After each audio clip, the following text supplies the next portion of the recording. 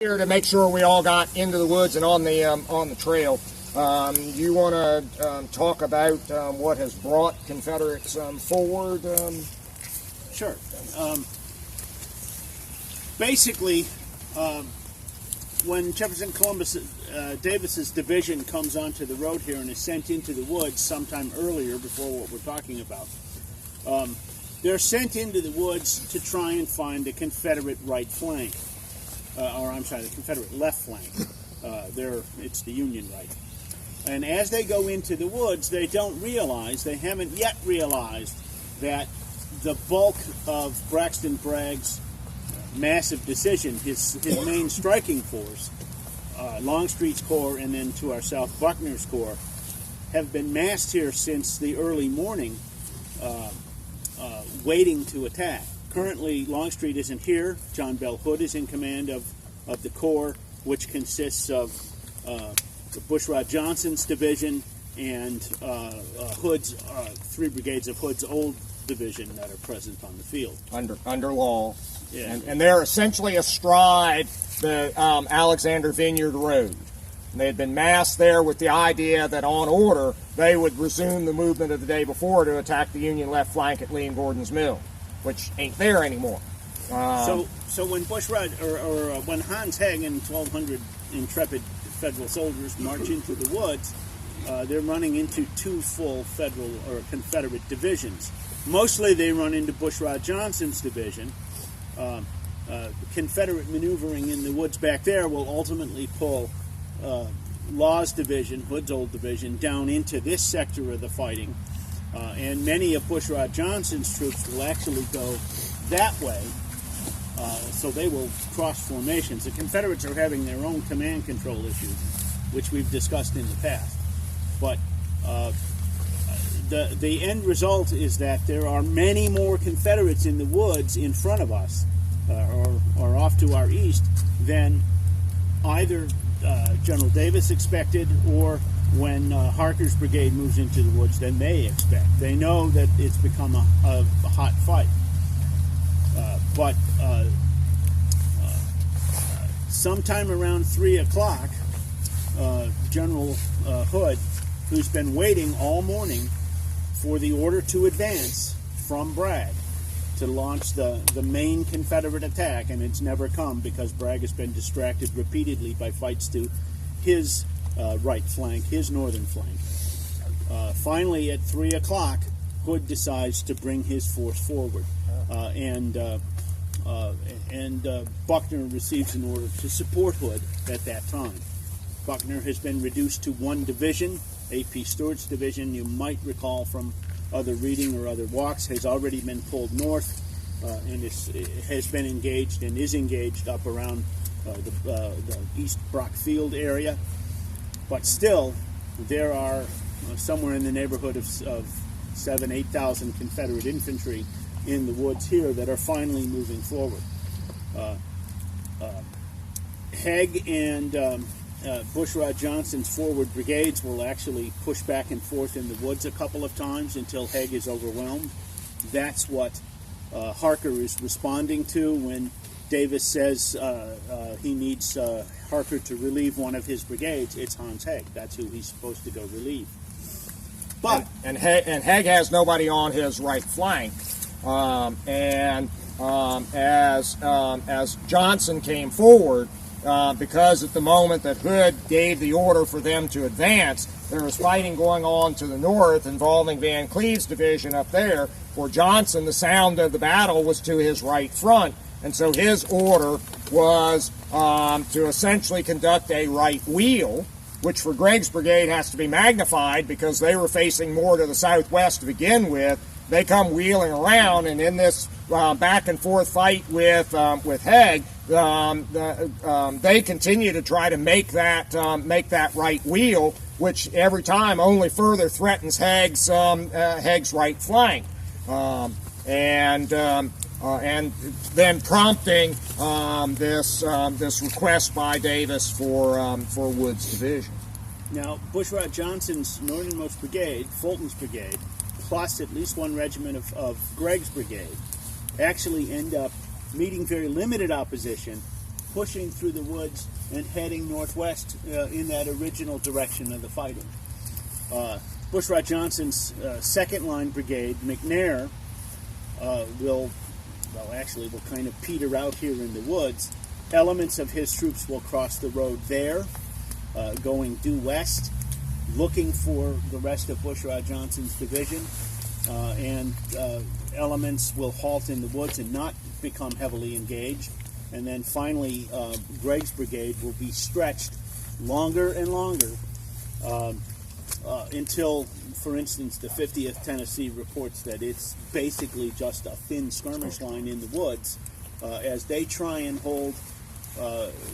deal with the Federals to their front and maintain connection with the northern part of their brigade, which has gone off with Bushrod Johnson and Colonel Fulton. Hood's order to Johnson had suggested to Johnson that the troops to his left, which by now are Preston's division, that they would advance at the same time. And so while Johnson knew that Gregg had to conduct a right wheel to get up on the same line with Fulton, he has told Gregg to maintain contact with the troops on your left, who never moved.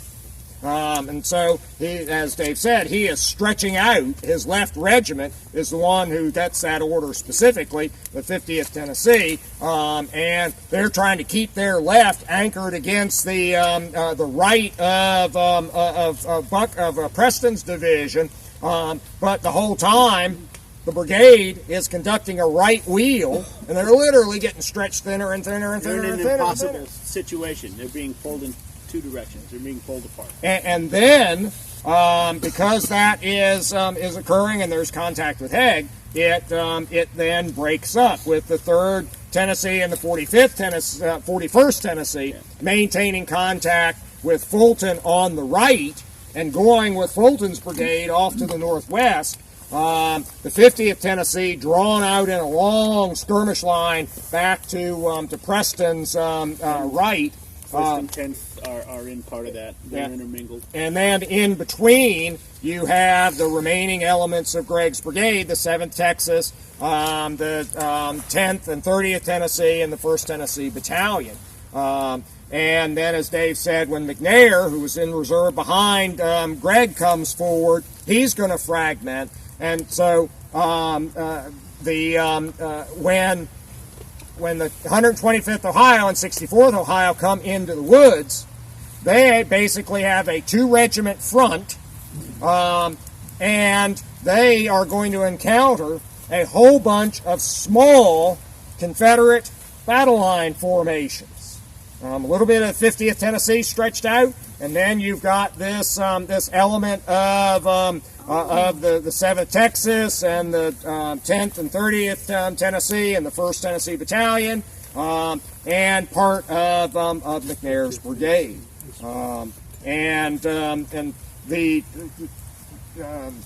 they're going to start striking these people as they come into the woods. And since the Confederates have gone off in that direction, as they come into the woods, where are most of the Confederates?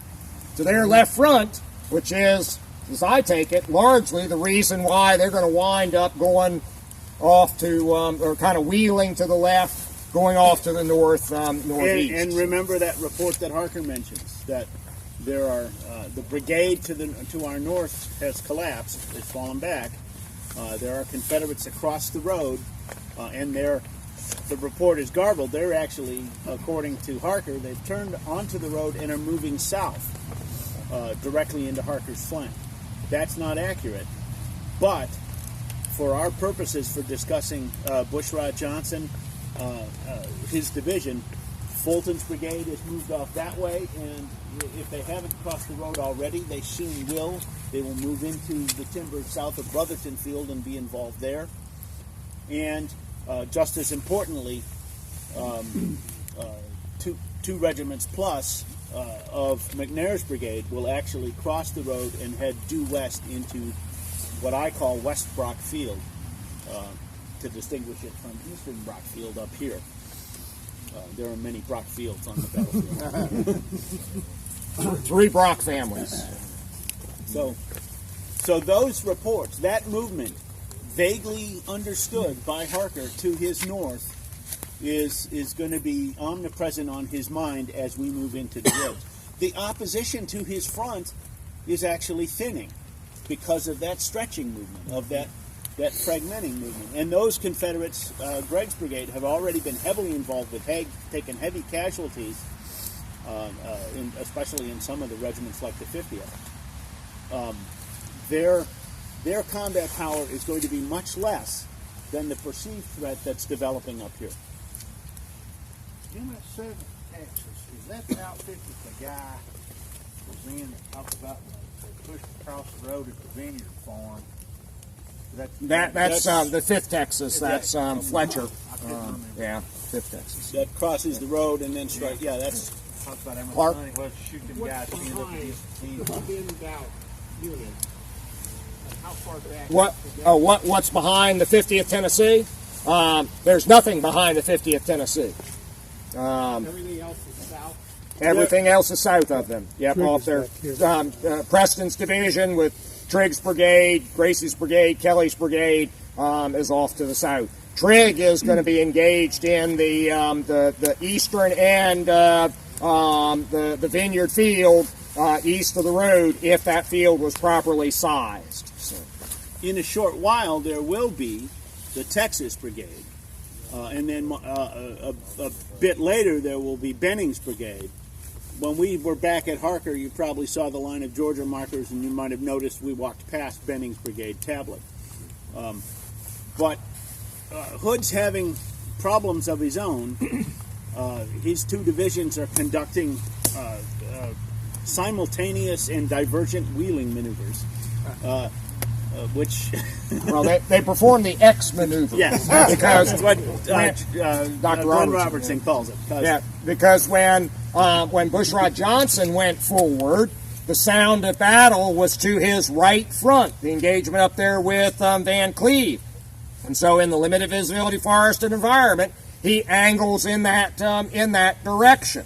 But he, as we've intimated a little bit, and we'll say more, he's going to push through this area north of us. Elements of it is going to cross the road here.